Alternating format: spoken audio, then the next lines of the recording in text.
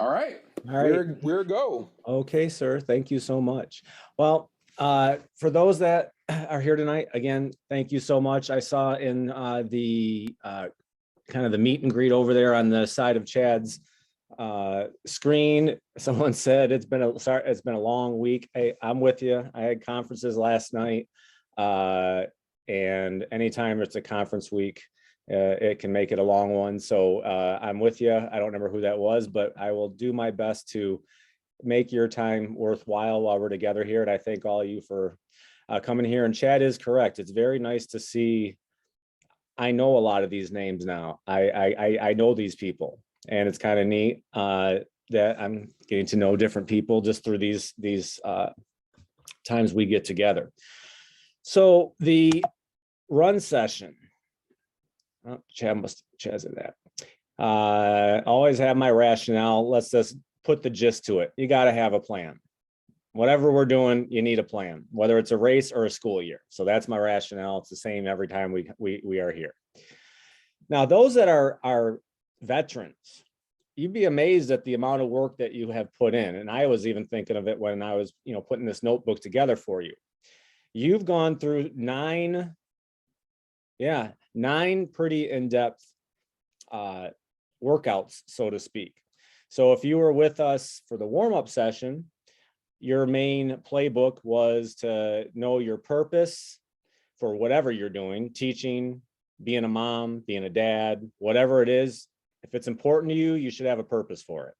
It's your why.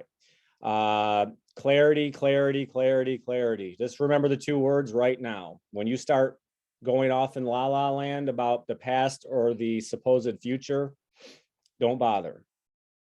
The more you're staying in the now, the happier you're going to be. And obviously the more focused.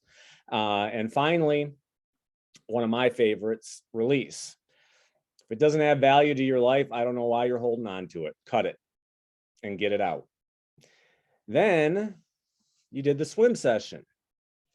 Oh, the swim session, the first thing we discussed and we worked on was realizing that we don't really control much of anything. So don't try to control everything because you will drive yourself insane. Assistance, find swim buddies whenever you can. It's a lot easier to go through this life with help. And then finally, reflect, reflect, reflect. I'm huge on that. And when you reflect, sometimes you'll know if you need to adjust course and try a different route. And that can be very beneficial. And then our last one, if you've been to all three so far, would have been my Achilles heel, at least in the racing perspective, the bike leg, because I can't stand it. And that is be proactive. Whenever you can, don't get caught on your heels because you're going to get knocked over. And we worked with that. Analysis, when you do get knocked off on your back or you have a breakdown, be clear on what you want to continue moving forward, because we're not going to be able to fix everything, but things that are important to you, be able to have a clear sense of what you want to continue functioning. And then finally, plan it. Whatever those functions are that you want to continue going, then have a plan for it.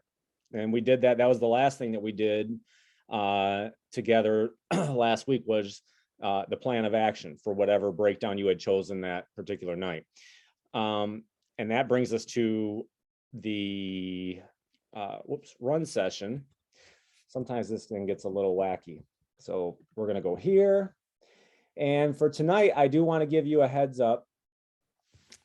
You're going to be, if you're willing to do so, there's going to be a lot of togetherness as far as group work. In fact, by my count, you're going to be together 4 times in breakout rooms. Lots of chances to interact and not have to listen to me, and then talk to each other and get to meet some new people. So every time that we meet, I do something just to get our brains going and so forth. I've played guitar, we've done the M&Ms, we do all kinds of stuff. This one is interesting. I don't have them all, obviously there's tons of them, but on the next page in your notebook, you'll see some famous logos. When you're in your breakout group, and they're only going to be about 4 minutes, this one, so it's not long, pick one of the logos that are there that you think represents you. and come up with a reason why, and be as creative as you need to be. You might have to stretch a little bit depending on, you know, what type of person you are. I don't know. But pick one of those logos and see if you can make one connection to why you think it's very, very a good correlation with who you are. Okay. So those logos are right here. And Chad, when he gets an opportunity, if he'd be so kind, will do breakout groups. And like I said, they're going to only be about 4 minutes. And then when we come back, I'm going to get us talking and see if some people will share their logo and why. Does that sound good, Chad? Sounds good. So you will be in groups of about 4 or 5. And of course, when you see the breakout room pop up, make sure that you accept it. And if you're driving and so forth, I know we have some folks that join us that are driving or other sort or something like that. Don't worry about it. We can hang out here and talk together as well. But I'm going to send you off to the nether in 3, 2, 1. Off you go.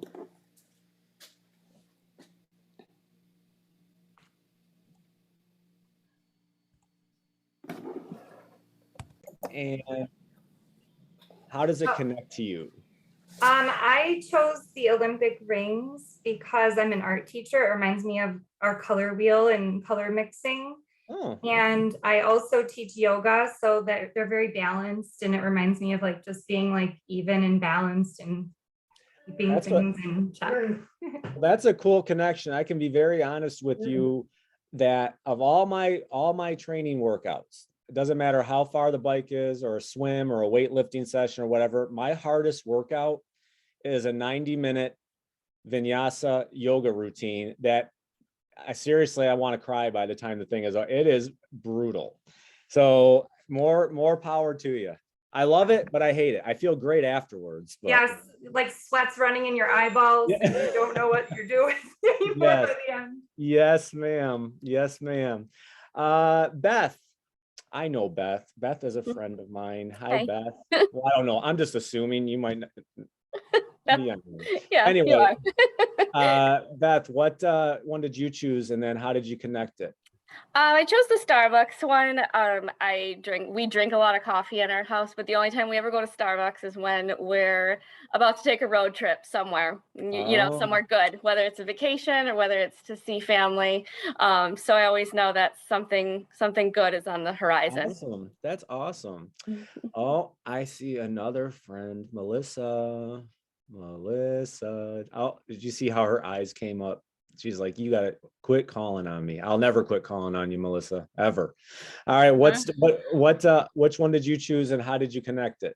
Well, I really had a hard time with this because I don't really know what other logos mean, and I recognize I recognize most of them, but I don't really know what their slogan is. I did just pick the BMW. Obviously it's quality, but my husband's last name is, his first name is Brandon, mine's Melissa, and last name Weatherford. So we got our initials, but it's not that meaningful to me, but no, that's really so cool. The only thing I could come up with. That's awesome. No, I think that's really cool. See, that's what you get for calling on me. and I will continue. Actually, that is really cool. The BMW with the initials, that's really neat. So I think that was great. Lisa. Hi, Lisa. Lisa, me, Gotham? Yes. Oh, yes. Lisa Gotham. Yes, ma'am. Okay. I had to pick 2, if that's okay. I don't have any rules. Yeah. So I had to pick the Batman because my last name, because everyone's always like, oh my gosh, that's the coolest last name. That's my husband. But then also the Starbucks, because it makes me think of having a nice warm tea or a coffee and reading a book and just relaxing. All right. Awesome. David, is it David Rouse? Is that correct? How I pronounce that? David, is that right? Rouse? Yeah, that's correct. Yeah, that's correct, Rouse. How you doing? Good. How are you? I'm doing well. It's nice to meet you. So what logo did you run with here? I went with the Jordan logo because basketball is my favorite sport. I'm also a gym teacher. So okay. Awesome. So. Thank you. Nachos. That's awesome. Thank you. All right, Chad, I was wrong on both counts. So go ahead, give it to me. Which one did you pick? So I appreciate the Batman one because there's a resonance there, and Brian thought I was going to be Cartoon Network or Batman, and I think you saw into me pretty well with those, but actually the one that I picked was actually the BMW one. Okay.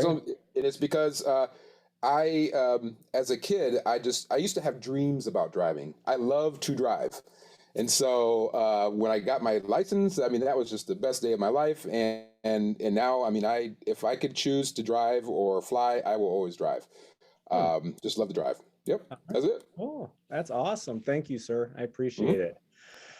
All right. So we have the run session tonight.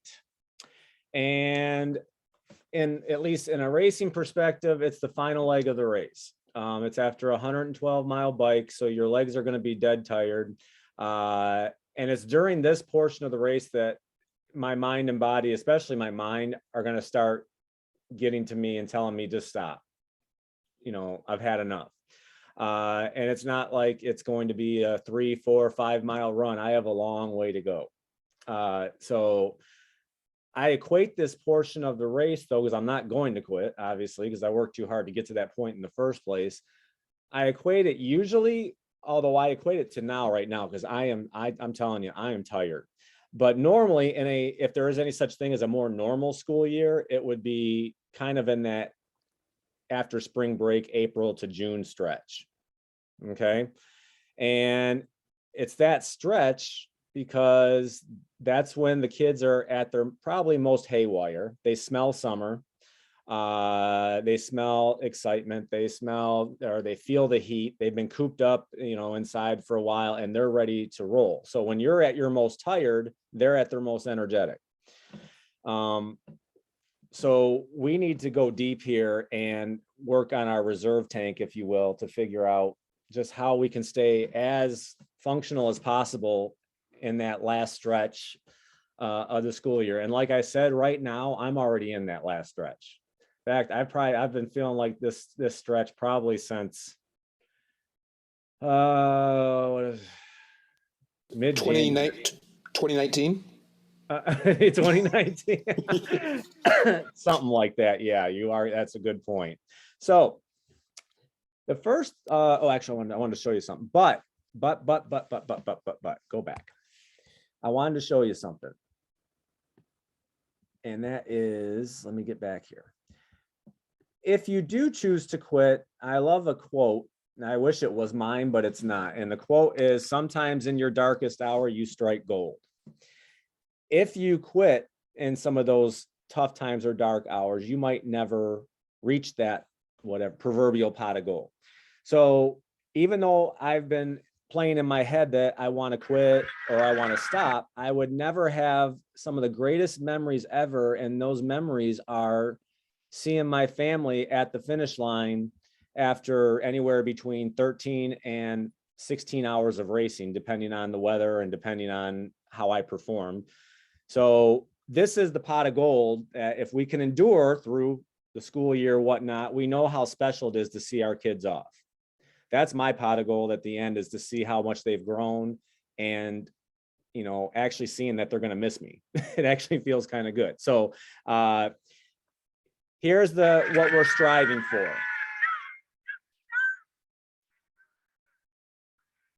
I'll have a red shirt on.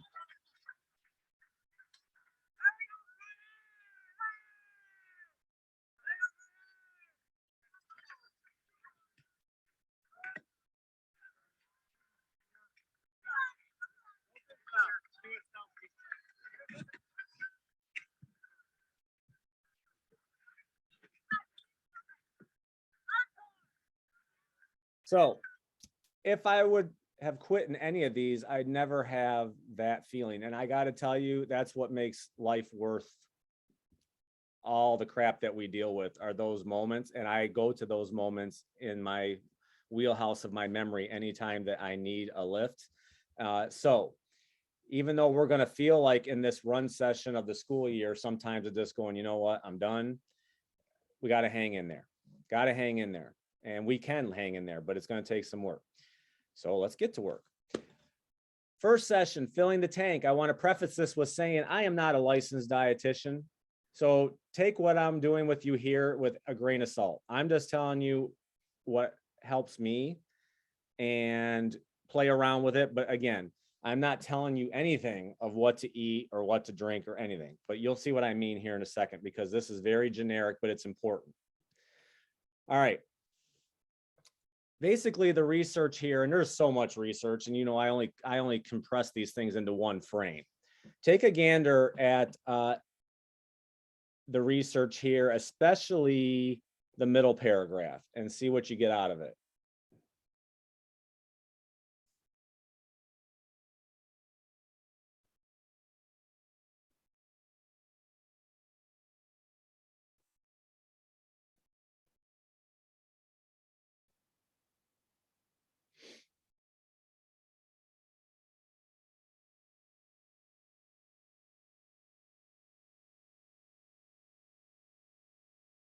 Basically what we're trying to avoid is what I put in the first paragraph. It's called the bonk. And the bonk is, it's not fiction. It is literally where your body will say, I'm not going anymore. You are out of gas. And in our case, glycogen is our kind of our fuel, or our gas tank, so to speak. The other thing that I like that I read in the book is by that sports scientist, Tim Noakes, down there. I'm terrible at hydrating. And a lot of people ask, well, how much am I supposed to drink? And his is the easiest for me, because I can't keep track of how many 8-ounce glasses or this or that I'm drinking. His notion is, when you're thirsty, drink, because your body will tell you when you need to hydrate. So that makes it easy for me. Go here. So this is kind of where we're headed here. And again, this is, like I said, it's very general. So in the school year, and any time for that matter, but in the school year, I'm very, very careful of what I eat for breakfast and at lunch, because I don't want to hit the bunk. There is nothing worse than getting to my 4th and 5th hour after lunch period and being weighed down and feeling like I need to crash and take a nap. So there's ways that I do that. The easiest way is we got to learn the outcomes, or how we feel. That's, I'm huge on reflection. So if you really want that hot fudge sundae for dinner, go ahead and have it. But it wouldn't be a bad idea to ask yourself, after said hot fudge sundae, how do you feel? Are you feeling energized and ready to take on the world? Or are you ready to crash down in the chair and feel like, ugh, I don't know, maybe energy. I'm saying, ask yourself after you eat how something, or drink, how something is making you feel. Honestly, no one wants to hear it, but the bottom line is, the further it gets away from the dirt, the worse it is for you. Because processed, all those things, none of that, it's all for convenience. And I don't know the last time convenience equated to healthy. So it's hard. We're a busy species now, and we're busier probably than we need to be. And I know that you got to make work what makes work for you. I'm just telling you, the further it gets from its natural source, probably the worse it's going to make you feel. So based on what we just kind of talked about there, just do a quick, if you have your notebook, I hope you do. In fact, I hope you have all your notebooks. Put something in here. It doesn't even have to be from the research. Just put something in there in the little text box area that you can put that comes to mind when you think about your eating and or drinking habits, at least especially during the school year. And be honest, because it's your notebook. It's not like I'm going to come in there like I do my students and start looking at everything that you're typing.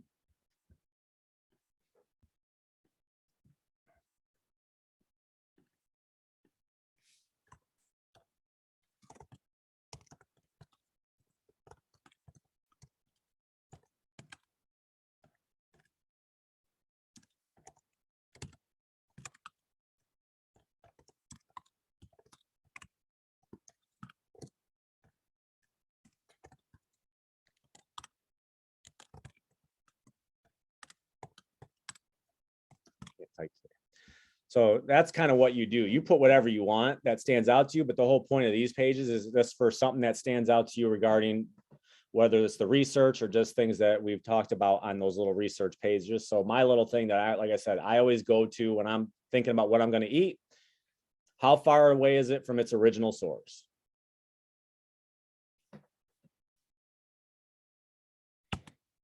And you'll see why we're doing this right now. What comes across your mind when you think about a typical day? Eric, my boy Eric's here. When did you sneak in on me? I'm so happy to see you, Eric. Yeah, I'm back. I was in the car listening. Now I'm in the house. I am so happy to see you. You're like my happy place, Eric. I feel comfortable now. All right. Susan, what crosses when you think a typical day in the school year of your eating / drinking habits, kind of what comes to your mind? I just in general, I try to think about, I teach phys ed. And Yep. so it's important to me during the day what I'm eating, because if there's donuts and cookies in the staff room, I know that it's just not gonna work as well. So not only physically do I think about what I eat, but what it does to me mentally, because I'm one of those probably type A when it comes to that stuff, that I'll beat myself up over it. So it's just not worth it. Well, and the reason we're starting with this one, even though honestly of the 3 workouts, this is probably going to be the hardest one if you want to make any changes in your behavior. You never have to make any changes. It's up to you. This will be the hardest one, even though it's our first workout, because they're patterns of what we always do. If you thrive on 3 cups of coffee in the morning and you enjoy it, have at it. I love coffee too, but I'm well aware of the crash that it's going to bring. And I got to weigh out, is it worth the crash I'm going to have third hour to have that? And if I say, sure, then have at it. I just want you to reflect on how it makes you feel, because as we head into this end part of the school year, you need energy in all its facets. So what I want you to do on this page that you see right here, to the best of your ability, I know it's been a long day and you might not remember. On our little clock here, put an X for where about approximately you've eaten solid portions of food. And put an O for any time that you remember drinking water. I didn't say Pepsi. I didn't say Coke. I didn't say Verner's. I didn't say tequila. I didn't say wine. I said water. So X's and O's to the best of your ability. And let's get kind of an overall graphic view here of your intake just for today. So I ate at about 5:45. So I'll put that X there. I ate at lunch, which was at about 11. And I ate a snack when I got home at about 3:30, and I probably won't even get dinner. So there's my solids. So that's what I want you to do right now for you. Put some X's where the solids that you've eaten.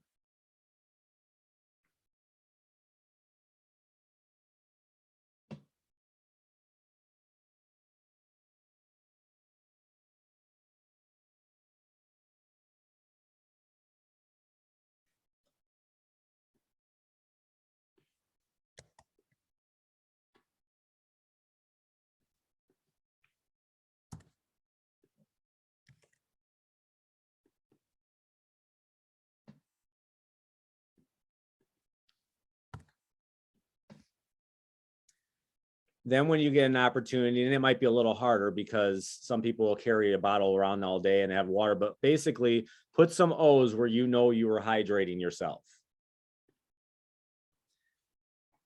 So that's my scatter plot, if you will, for my day. So that's what you're looking for.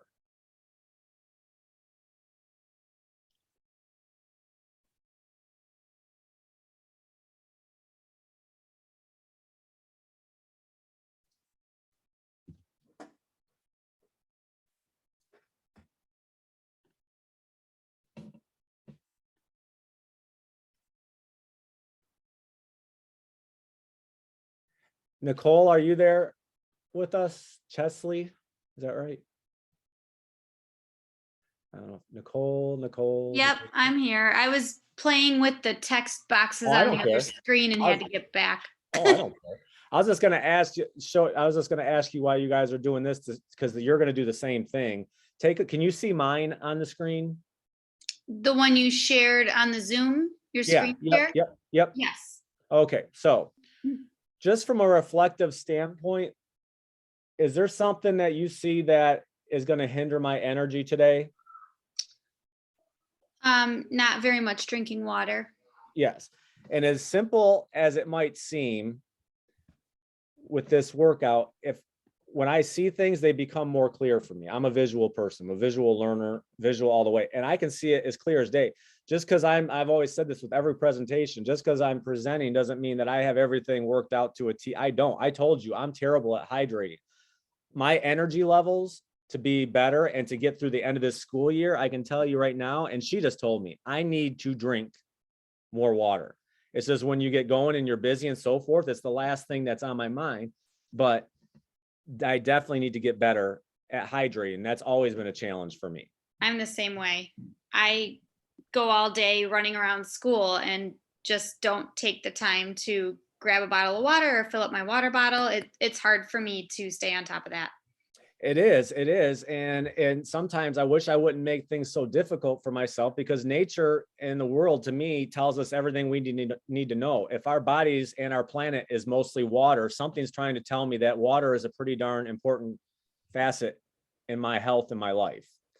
So I just need to wake up and start doing that better. And that's my Achilles heel for fueling my body, not eating. I have no problem eating. It's getting the hydration. Eric, looking at yours, would you say, are you doing pretty well? Or is there an area, are you, because I can't see your screen. Are you drinking enough? Are you skipping a breakfast? And is there no X's until like 2 o'clock? Tell me kind of what you see on yours.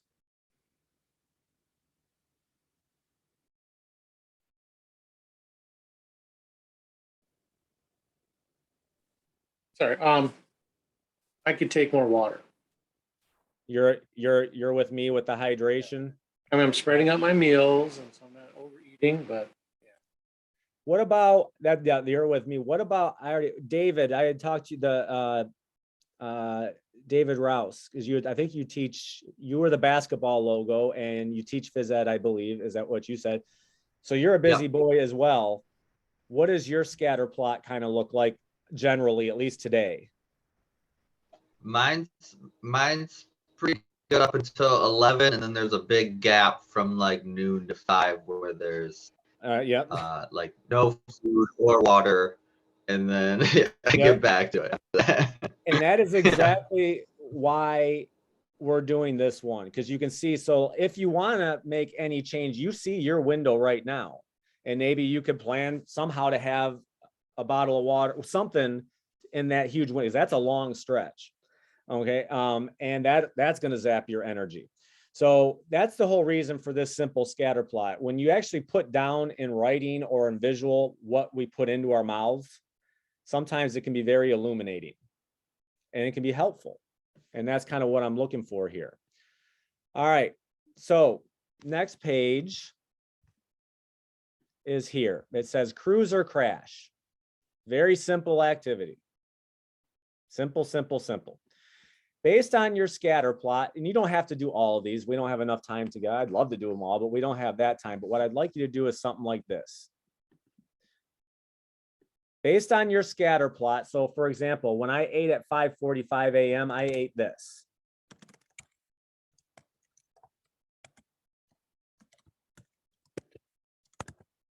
There. Great grain cereal and skim milk. Then what I'm going to do is I'm going to reflect, did it make me feel like I'm ready to cruise for the day, or I was about to crash out? And great grains and skim milk makes me feel good. Skim milk is light, and great grains is not a heavy cereal, and it's got lots of grains and raisins and this and that. And it makes me feel just fine for the day. So that's kind of what you're doing for a few or a couple of the foods that you put down, or that you know that with your X's, what you ate today. So like the one lady had said, you know, if today was Fat Tuesday and you ate a puchki, fine. I hope those 2,000 calorie glorious pieces of dough might taste grand, but I'm pretty sure if you ate that thing, your X is going to be in the crash. what goes up quickly is going to come down 2 times as hard. So just take a couple of the foods that you've consumed today and put an X that make you cruise or crash.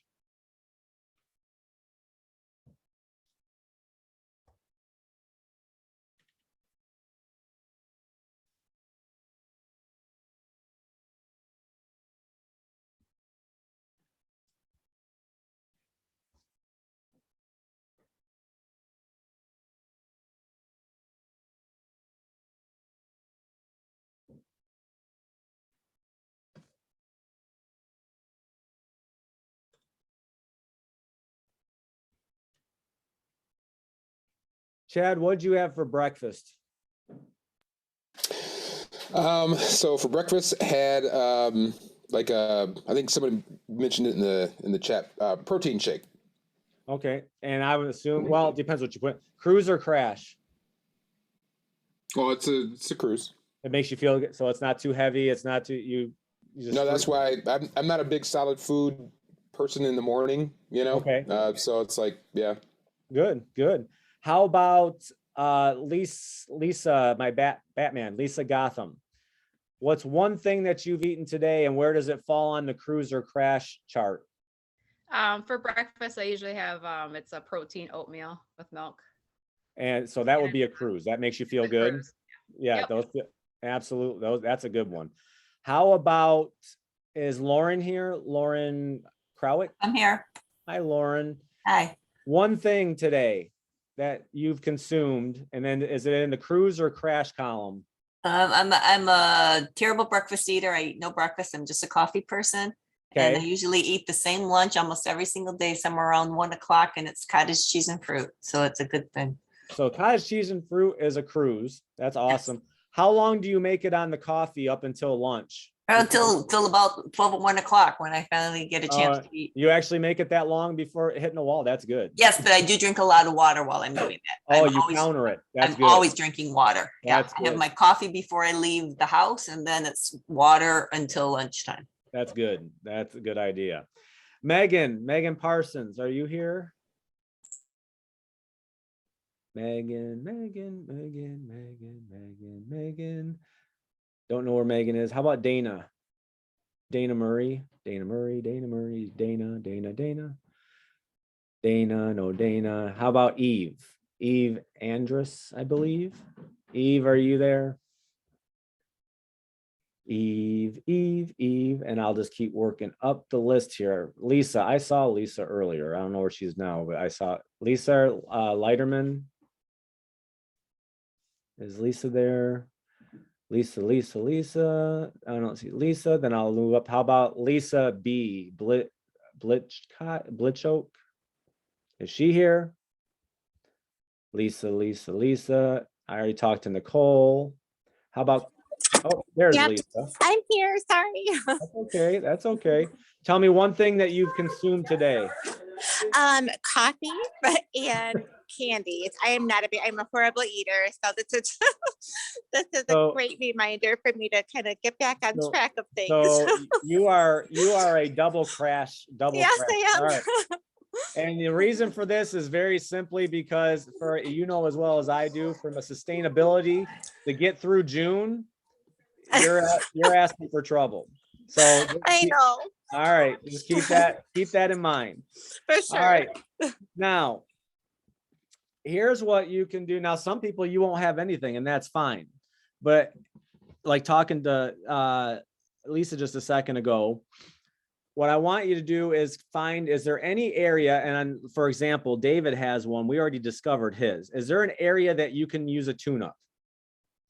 And David's is, I believe, in that 12 to 4, I think he said window, 12 to 5-ish, somewhere in that window. So David's example would be, today's date is 3/3. And we're just talking about, for him, we're just talking about hydration. So it's not really a meal. And what his reflection should be is, I have got one heck of a window that I need to address regarding getting some nutrients or at least water into my body. My example is, one day I just tested it. Yes, I did test this because this part's in my book, and I tested it. One day, that's what I had for breakfast. 2 cups of coffee with vanilla creamer before I left for school. And that's how I felt. Remember I said, ask yourself how you feel after you eat whatever you eat and drink whatever you drink. 2:16, I tried that. Cup of water, banana, cup of non-fat yogurt. And for obvious reasons, I felt a lot better. So on this page right here, don't do them all, just pick one. Is there any area that you think you could use a little bit of a tune-up that you recognize either from your scatter plot or from your cruise or crash list?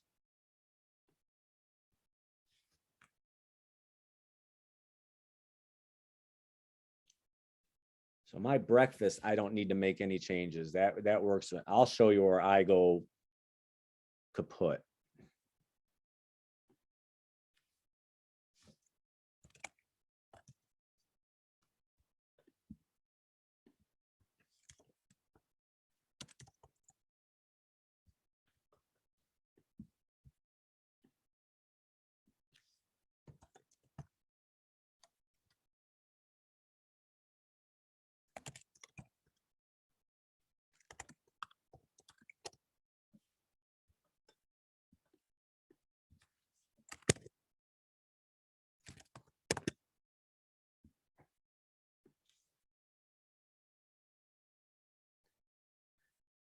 My tune-up normally, if I'm going to need one during a school day, is right there, and it's usually around 1 o'clock. If I allow myself and I'm like, I want coffee, don't ask me, especially in the winter. When we get warmer weather, I'm not as bad, but in the winter, I want, for whatever reason, but I never feel good after it. So if I can get through that initial having to have it, I'll be thankful later on. And that's why I'm always saying to reflect on what you're feeling after you eat. Because, you know, that's probably the main reason that I don't even, you know, I forget how long ago, it's been probably at least 15 years. I don't even drink anymore, not even a beer, because honestly, it doesn't make me feel good. And I don't feel like, you know, feeling lousy. So, and the point is I'm trying to get you guys to have the best leg up in about a month here when kids are going to be bouncing off the walls if they aren't already. You're going to need all your wits and all your energy. Melissa, is there anywhere that you think that you could use a tune-up, or are you rocking on all cylinders here with what you're taking in? No, sometimes I'm like hungry on the drive home, so I'll eat something. A granola bar, or I don't know, just anything I have in my bag. Well, granola bars are fun. There's nothing wrong with that. Well, you know, they got chocolate on them, and well, they're chocolate granola bars. Okay, let's be honest. All right, well, that might, so anyway, well, and if it makes, again, that's where I said, ask yourself, how do you feel after you eat? If you're rocking and you feel good, then that sits well with your body, great. If it doesn't make you feel all that great and it doesn't really satisfy what you were hoping it would, then maybe find something else, whatever that might be. When you do find what works for you, like Chad's protein shakes in the morning, when you have something that works and it lets you cruise, then don't fix what ain't broke. But if you're broken anywhere in the day, that's why we did this first routine, is because if our gas tank is on empty, our kids are going to crush us in the classroom. They will eat us alive. So take note of what you're bringing in is the point. Now I'm going to ask with our reflection, I'm going to go back to Catherine, because she had conferences and I know she's tired. So I'm going to just talk to her because I want to keep her with me and I want to keep her lively and awake. So Catherine, I will come to you. What sticks out to you either positively or negatively regarding your food and water intake from the previous activities, just based on recently? I feel like I do pretty well. Good. That's good. My husband and I went plant-based right before COVID started, and we've been really eating quite healthy. I feel like the only thing that maybe I could improve on is eating breakfast. Oh, okay. I don't usually eat until lunch. Every once in a while, I'll wake up and I'll feel hungry and I might have something, but normally I don't. Okay. And I don't know. I mean, it doesn't make me feel bad to not eat, but I always feel like I should be eating something in the morning. So I guess that's how does a plant-based diet make you feel? I'm curious. Is that really? It really is amazing. Like the energy is clean. You get like the food feels like fuel. You don't get weighed down at all from eating. That's what I've read, and it's been tempting, but I got to tell you, I like hamburgers, and I don't know if I want to give up. I don't know if I want to give up my hamburgers yet. Yeah. But now the last thing for just the food portion here, if I can interject with one thing and one thing only, even if you don't eat breakfast, if I could say the most important thing to do to start your day before you head out to go meet the lovelies in your classrooms or whatever, wherever you're going, the second you wake up, drink a glass of water. I actually started doing that when I went through yoga teacher training. I do a warm glass of water each morning with a little lemon in it. Yeah. And it Oh, lemon's good with the alkaline in it.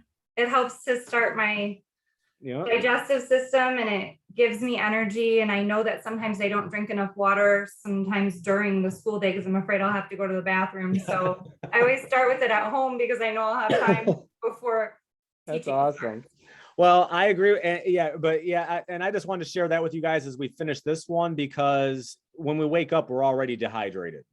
Everyone's dehydrated so we're already in a state of dehydration when we get up in the morning. So if you can, it's a great time, pound a glass of water right off the bat. Okay. All right. Workout 2. Oh, yes. Yep. Here we go. Here we go. The dark place.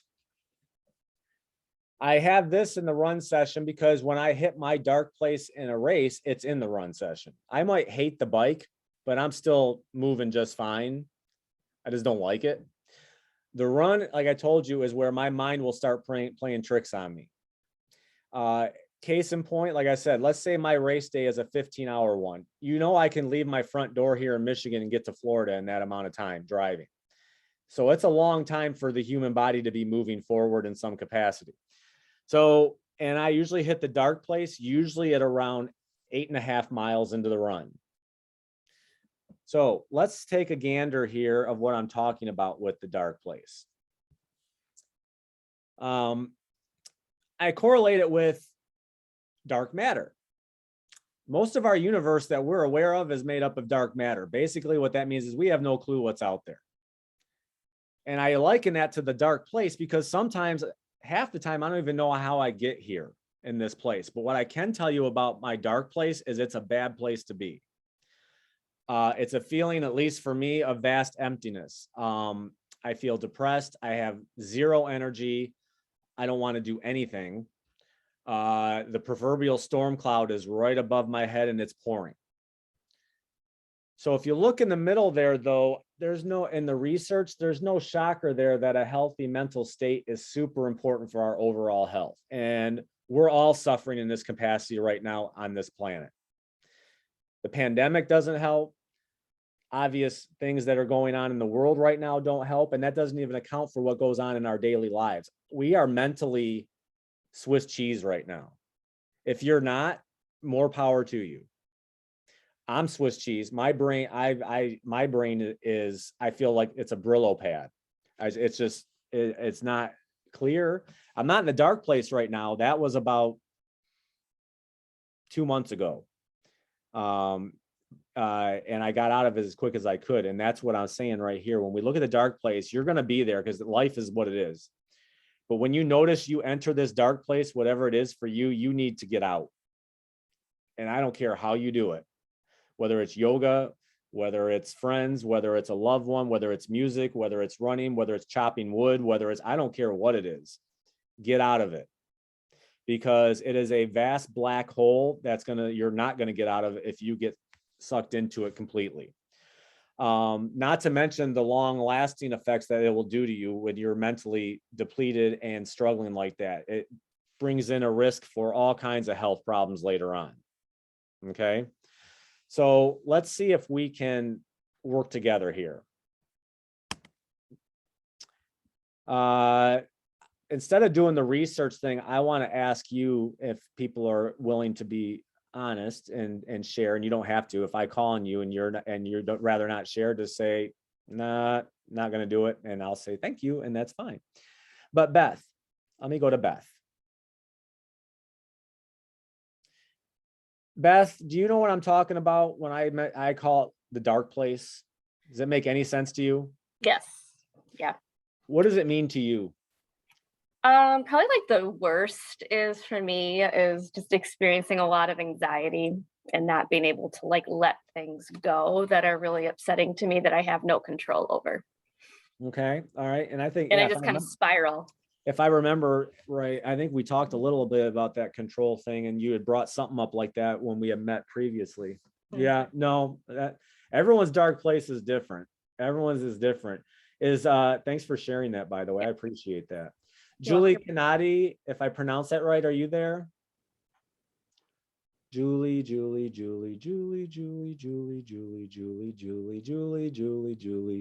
How about Susan Coleman? Oh, there's Julie. Hi, Julie. Come back to me. Come back to me. Yep, I'm Oh, here. I kept pushing the unmute button and nothing was happening. So yes. Well, yes. thank you for coming to see me, Julie. I am so happy to see you. So, Julie, what is in your mind, what does the dark place mean to you? And does it even exist? Oh, yes, it's there. And in your life, if you don't mind, you don't have to go into specifics, but what does it do to you? Right. And I would have to agree with Lisa. It is that anxiety. It's that rumination. It's that, oh, those, I wish I had, and oh, done this. And yeah, so it just is spiral down. Okay. Yeah, I'm with you on that one. When you hit that dark place, how about I feel bad calling on all the same people sometimes, but the people that I see that I know I can talk to, that's why I keep hitting you guys up, just to keep the convo going here. So David, do you recognize that there's a dark place sometimes in your day or your life, or it's not even part of your routine? It doesn't happen. No, there definitely is sometimes. I think, like I said, at the end of the day, looking back at like, oh, I wish I would have handled this situation differently. Oh. Or Yeah. I coach basketball, so if I look back on something, like I wish I would have done something differently there. Like sometimes after a loss, riding the bus home on a loss, and just think back of all the things that could have done differently. Well, so that's I feel like where mine comes in.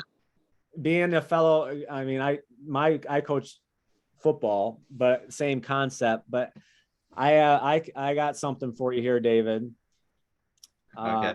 And I have to remind myself of this, but I've been there with you in the school day where things I wish I've handled differently. I've been there with that with family instances. I've been there with coaching. Coulda, shoulda, wouldas are dead ends. You're not getting anywhere. Turn around. Yeah. Turn around and move forward. Easier said than done, but I say it in my head all the time. That game is dead and gone. That argument is dead and gone. That whatever is dead and gone. It's over. So try not to beat yourself. And again, it's not always easy, but it's done. You know what I mean? So save your energy and try to move forward. That's the best I can say and I do that too, because I'm with you. I hate losing, for example, with, in the coaching perspective. So how about Chad can never get angry. I can't see Chad ever being in a dark place, sad, angry, or indifferent ever, because he's just the pinnacle of cheeriness and happiness. So Chad, does the dark place even exist with you? Oh, yes. Yes, it does indeed. It does. All right. For sure. What does it do to you? Oh, it's just a hole. It's a hole. I'll say that. Okay. It's just a hole. And, from time to time, you find yourself there, right? And I guess, all I take from it is I know that, there's coming out of the hole too. And so I kind of keep that in mind. I always remember that. Mm-hmm. All right. Okay. Now, one more, because this workout really interests me, because I talk to so many people, and there's a lot of people, my students included, not just adults that I present to. Our students are drowning too. My own children are drowning. My wife, who's a teacher, is drowning. So this workout really, we're locked in here. Susan, do you have a dark place sometimes, or does that not enter your world? I think it enters my world when the physical meets the emotional dark, and that's when it's darkest, I guess is the right terminology. And the only way that I come out of it, if I can't affect the emotional part, I know I can always affect the physical part by going for a run or going to the Y when I don't feel like it, because I know when I get back, I always feel better. So I guess I focus on what I can do and leave the other stuff behind. Well, this is why this one tonight, I've been looking forward to this workout in particular, because this one reminded me of Chad last week. I think it was last week. Before we even started, Chad was and I know I always call him, but he and I have conversations, so I remember these things. He wasn't completely in the dark place, but he was teetering around the edges because, for obvious reasons, what's going on in the world was really getting to him. And it really hit him hard last week. And I remember talking to him about it. So he was teetering around falling into that hole if he allowed his brain, as someone said, to continue spiraling in. All you got to do is look on this thing and pretty much doom, doom, doom, doom, doom, doom. And honestly, our brains can only handle so much. It's just the bottom line. So we all hit this point. If you don't, God bless you. And then you and I need to hang out, or you need to be the one over here presenting and teaching me how you don't ever get into it. But I think we all hit this. So you're going to find this dorky, and that's fine. And then you're going to get in a group to share with each other. I have a huge spreadsheet. This is just a baby spreadsheet. Take a look at this in my classroom. And yes, I fill it out because I told you I'm a visual person. When you're in your group over the past couple days, I want you to think, can you come up with anything that would be good to your bank account emotionally that you've received verbally, whatever, from a student, a parent, a coworker, whatever, in the last couple days, and fill them in. So for example, today, now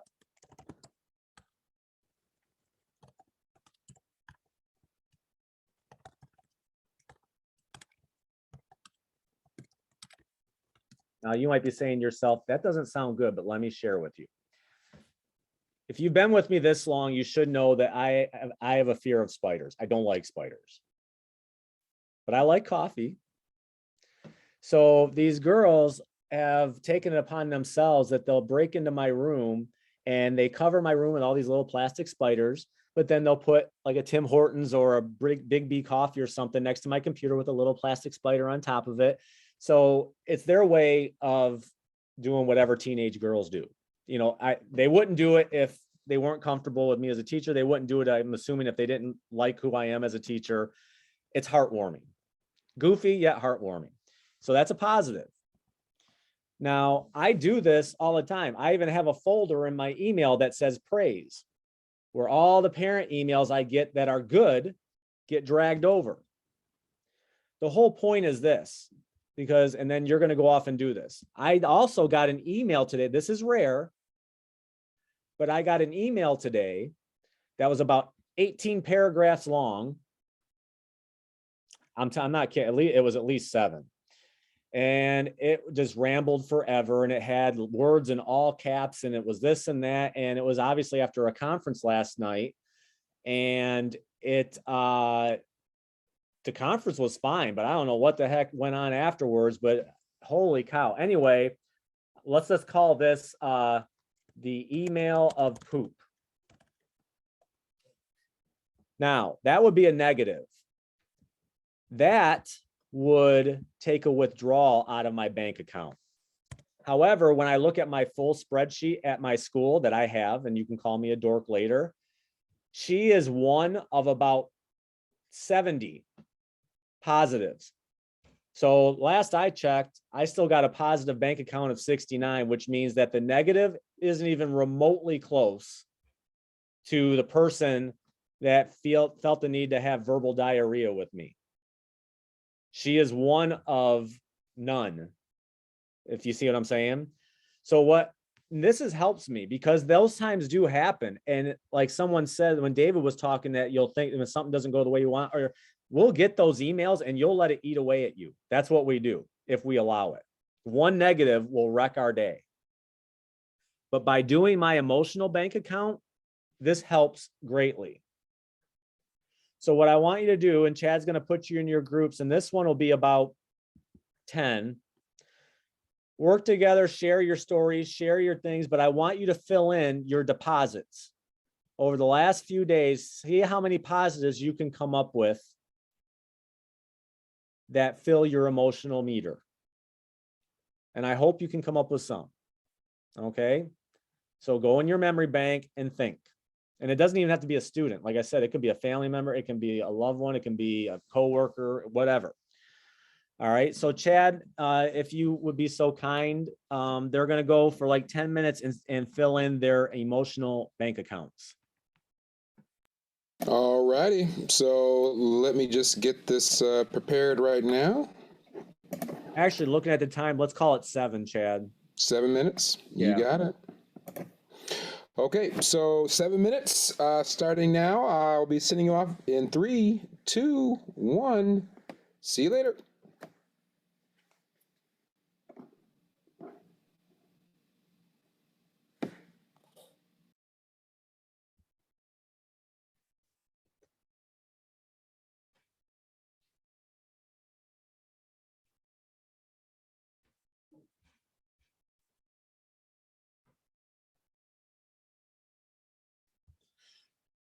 Excuse me.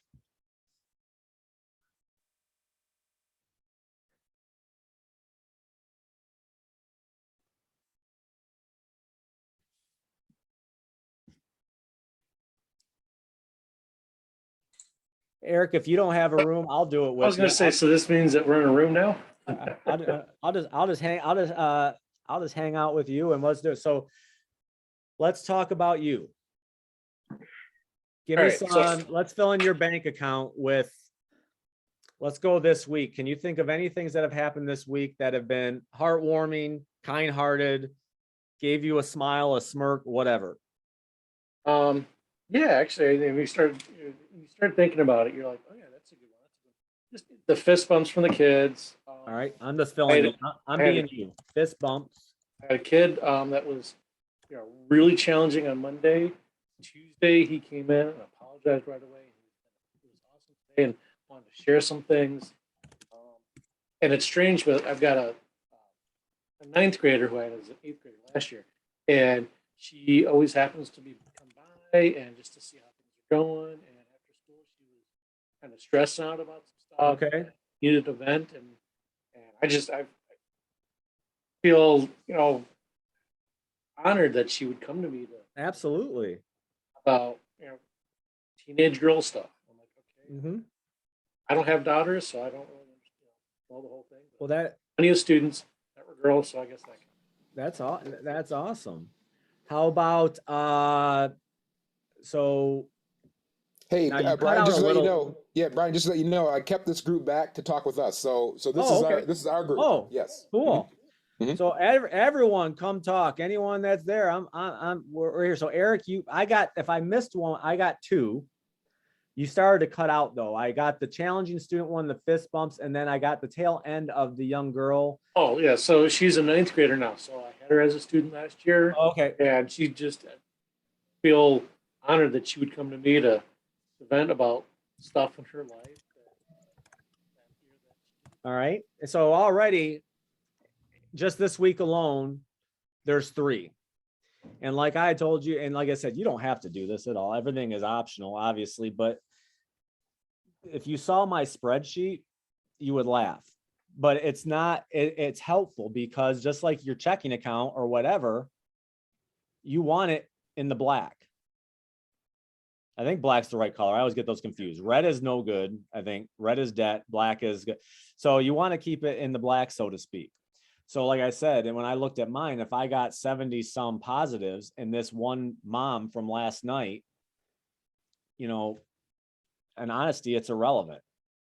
Oh, and I thought I was the only one that used the whole verbal diarrhea comment. Oh I didn't no. realize, I thought somebody. Oh, I'm big. Oh, yeah, absolutely.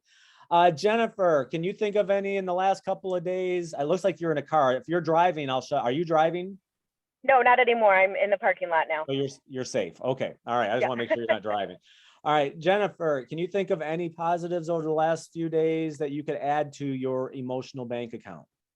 Yeah, there's actually a couple of kids running in the hallway earlier today, and we do capturing kids' hearts for our SEL stuff. Okay. And so I stopped them in the hallway and I went through the whole questioning protocol. And one of the other teachers just sat there and watched me do it. And she's like, I don't know how you do that. You were so calm. You just like, the words are just there. And she's like, you need to show us. I want to record you doing this because you just do it naturally. I'm like, okay. So it was pretty cool. It was a nice compliment for something that I don't know, the kids were running. They needed to stop, and yelling at them was going to be effective. That you do, that something that you do naturally. And anytime we get affirmation, we want attention one way or the other. And that's our species in general. We want to be noticed. And if we have those positive affirmations, it builds your confidence. It fills your heart, so to speak. So even if you were having a lousy day, that would at least extinguish it a little bit because it feels good. And that's why it doesn't even have to be a fancy spreadsheet like mine. It could just be a list or a memory book or whatever, or a journal where you just write down what happened. I won't believe what happened this day. That I was in the hallway, blah, blah, and then there's one.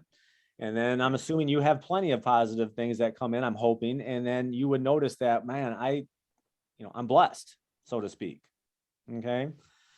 Chad, anything positive the last couple days to put in your bank account? Actually, that's what a lot of these are for me. Since, I'm not in the classroom anymore, I haven't been in the classroom in quite a number of years now.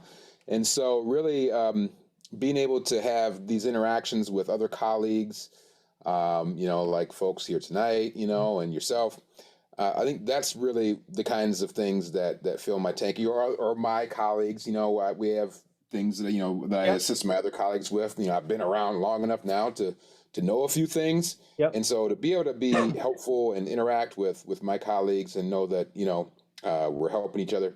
That's it. That's what does it. That's cool. That's awesome. Eve, are you there? Eve Andrus? Maybe not. How about Marcia McHugh? Is Marcia there?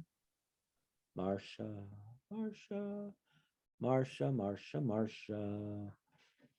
No, not Marcia. How about Angela Rowe? Angela. Hi, I'm here. Where'd she go? There she is. Hi, Angela. How are you? Good, thank you. How are you? I'm doing pretty well, thank you. Any positive things that you can add into your bank account that you can think of over the last few days? I have been in a dark hole place this week with just things going on at home. So a lot of positive things have been the coworkers that I work with. We have each other's back. So they've been there to give hugs and moral support and just sending funny things to put a smile on my face. Well, that's good to hear, because what that tells you and it shows me is even with, in that struggling of a time, you're not alone. Correct. And that's what feels empty. And it sounds like you said some people got your back. So I'm glad to hear that. And thank you for joining, tonight, even though, you said there's some struggling times. I appreciate you taking time to be here with us and share. So thank you so much. Hey, Brian, so folks are coming back, and I know that they came in right on the tail end of our conversation. So just for folks who are just joining us, we had a small group that stayed back while you were in your small groups, and we were sharing just like you were sharing. And so you kind of caught the tail end of that, but they're all back here with you now, Brian. Awesome. So on this one, I'm only going to do a couple because as they always do, as I look at the clock, our time together disappears. Good job, Melissa. Drink that water. Drink that water. I saw that. I caught you. Michelle. I haven't talked to Michelle tonight yet. Michelle Ensing, Ensing, is that correct? Yeah. What's up? So Michelle, were you able in your group, do you have any positive deposits from this week?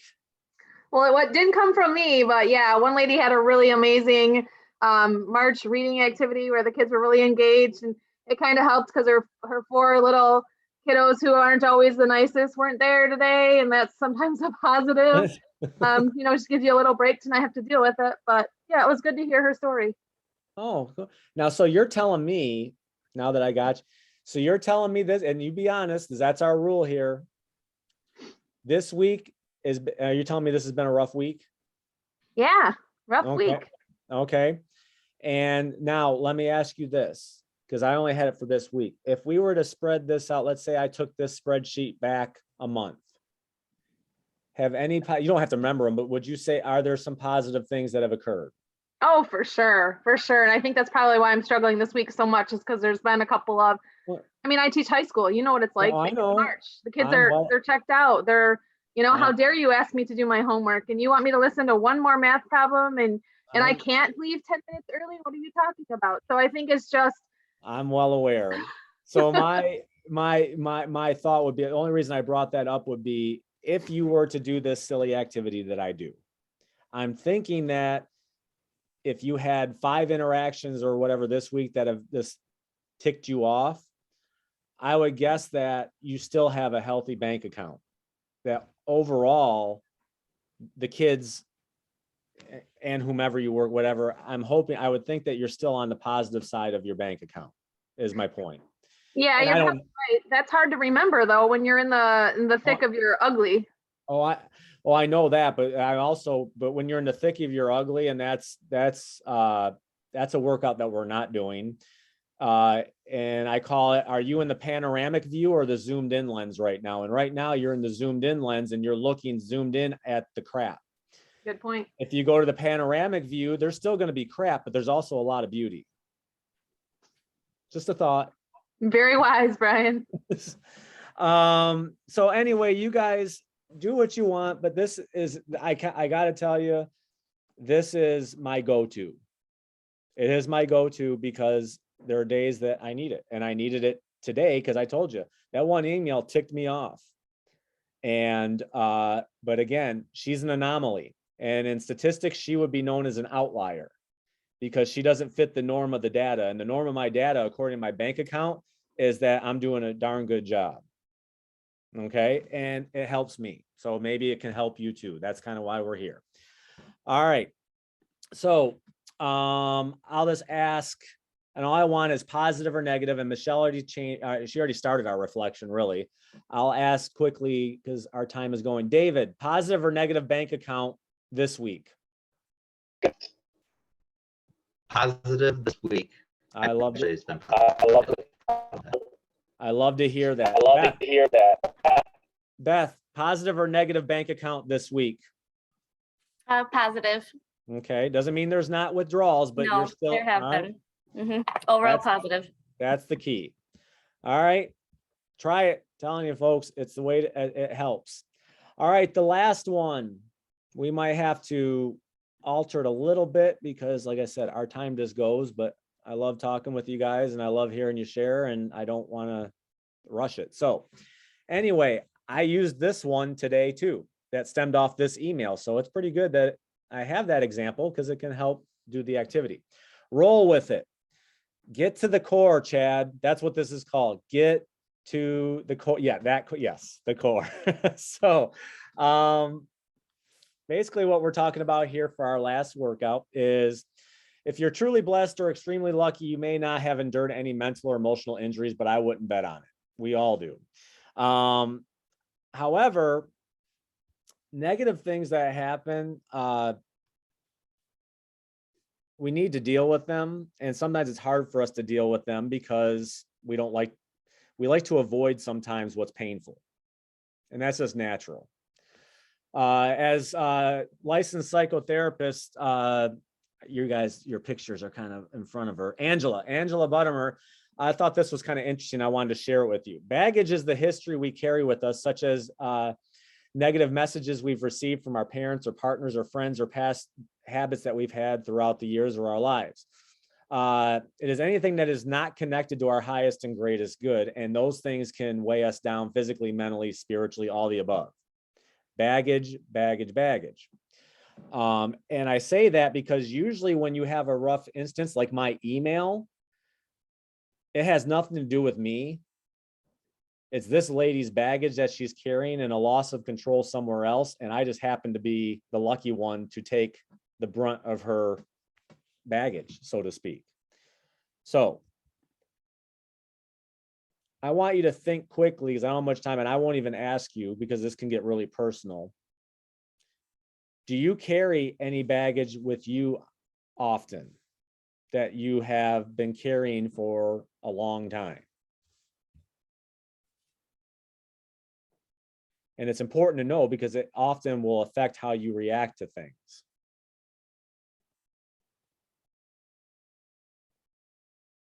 I just want you to be cognizant of it. I carry it. I'll tell you mine flat out. Mine is that I can worry myself sick about my children. Every parent worries, but I'm telling you, my baggage, because my mom passed away when I was in 8th grade and my dad did too. But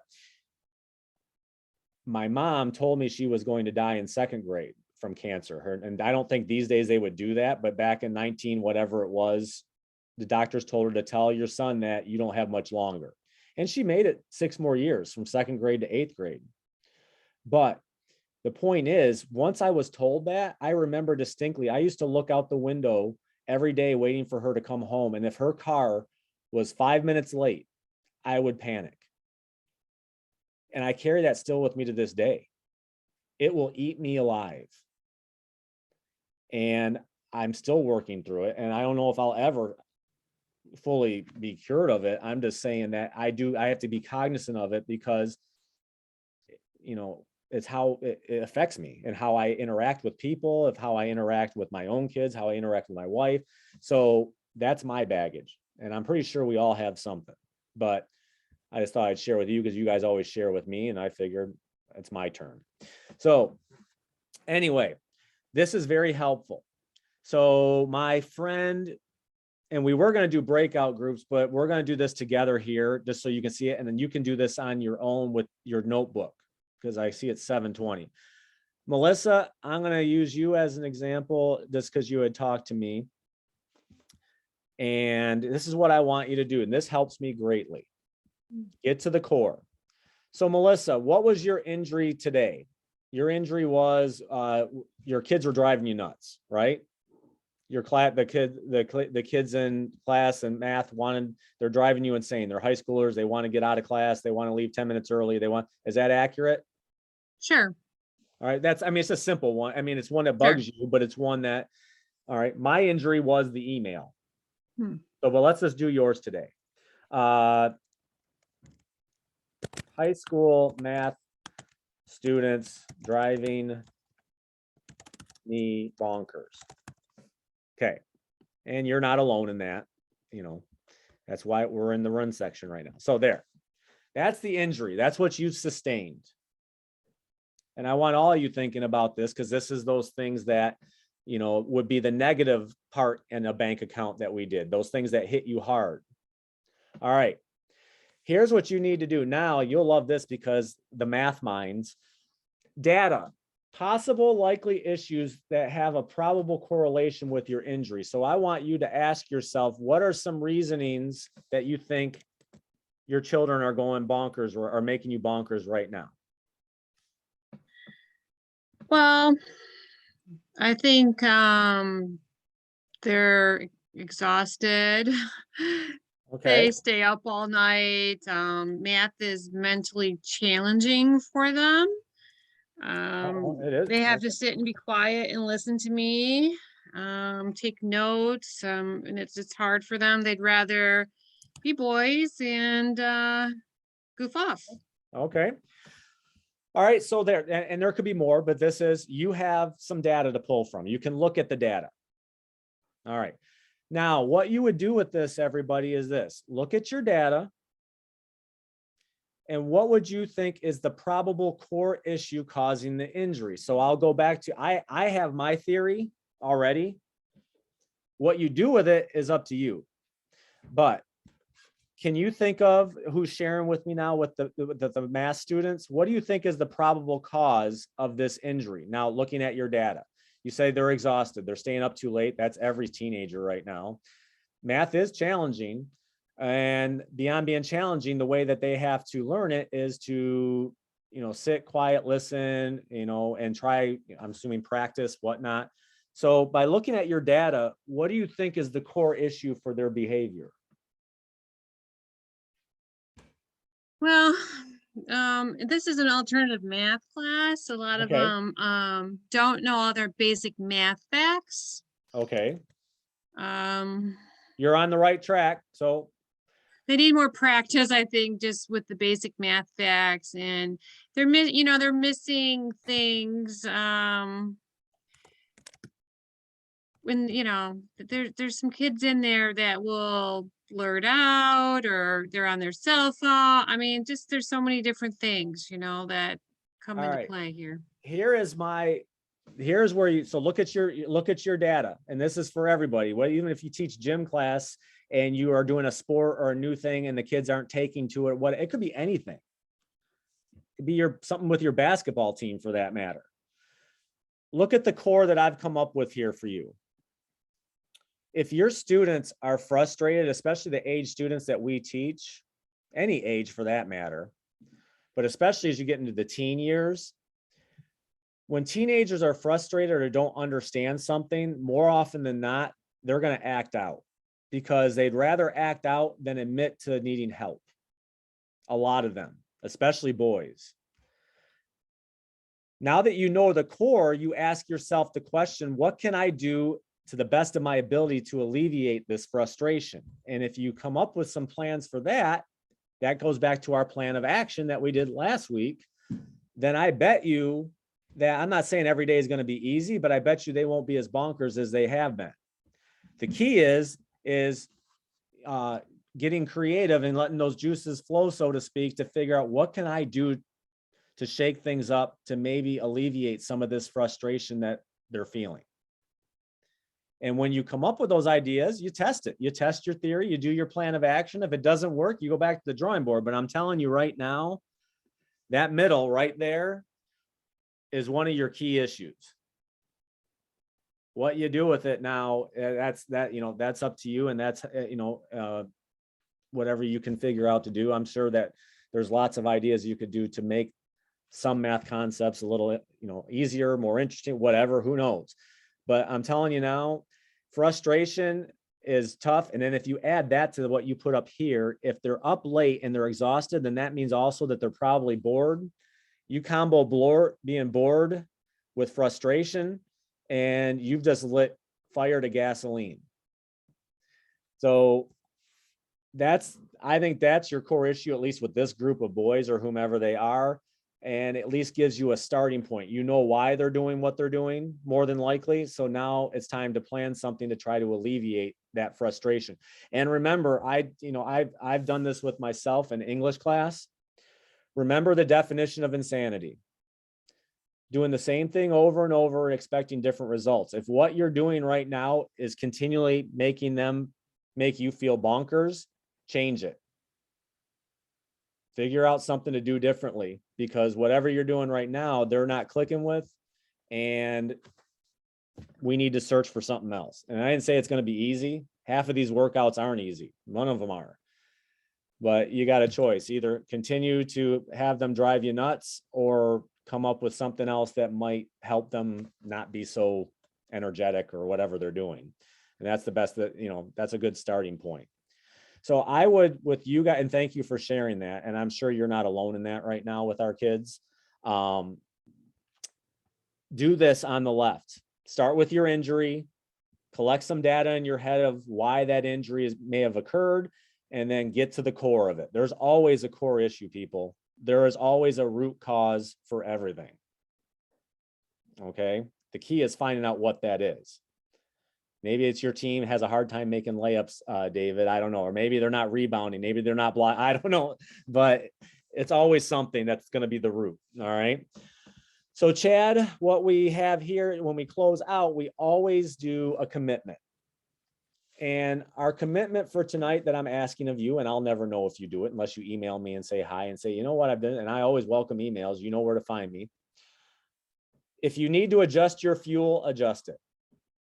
Especially going into this end part of the school year. If what you're eating or is not giving you the energy you need, then maybe shake things up a bit. But we got to have the fuel to be able to stand upright and move forward. Illuminate. Whenever possible, keep track of positive. In the world of doom that we get plastered with every day with this, I think you'd be surprised at how blessed you and I are. You just got to look. And then if all else fails and you get injured, it gets you. My run, I sprain my ankle or my IT band starts bugging me, whatever. I got to get to the root. What is the problem? What is the true cause of it? And then address it. But you won't get anything better. You aren't going to get very far until you get to the core. All you're going to do is touch the superficial edges, and that's not going to do anything.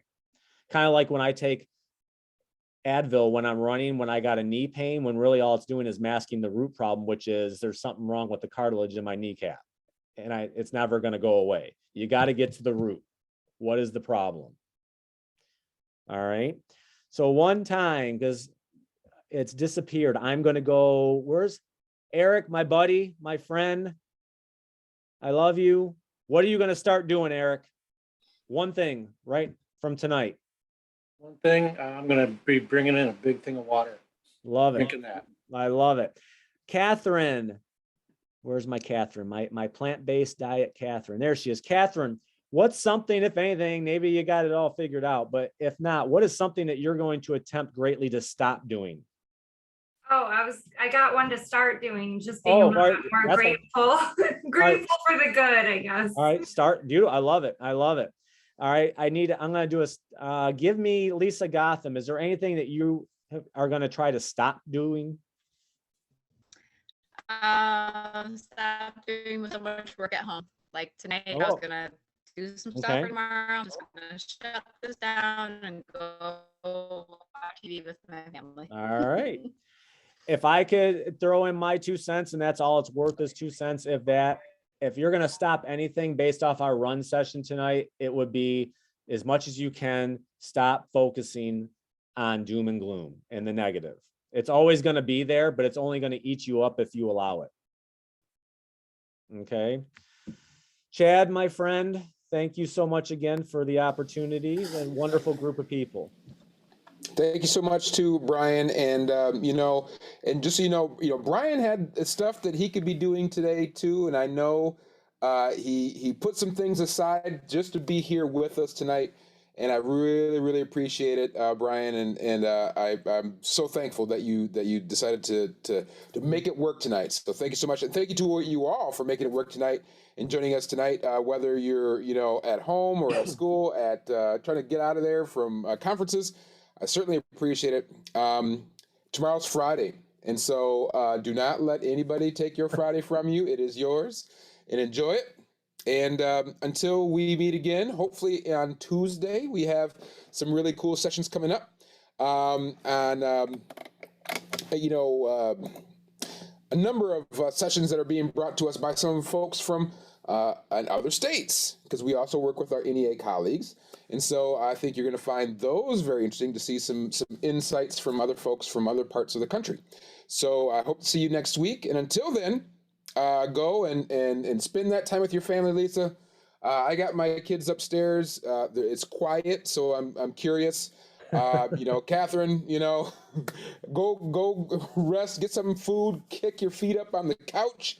Go ahead and do it. Melissa, nice seeing you, and nice seeing you too, Michelle, Brad, Beth, Eric, of course. Eric's nice my seeing you boy. all. And Eric's look for the email later on tonight, and I will see you all later. Bye, everybody.